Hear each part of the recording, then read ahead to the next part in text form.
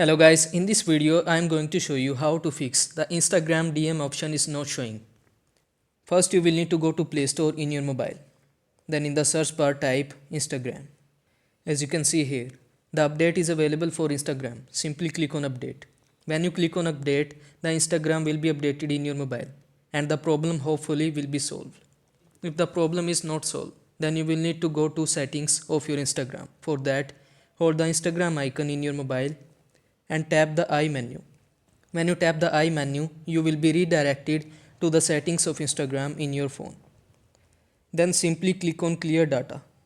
When you click on clear data, first clear cache. Click OK. After, you will need to clear all data. If your problem is not solved, then you will need to clear all data.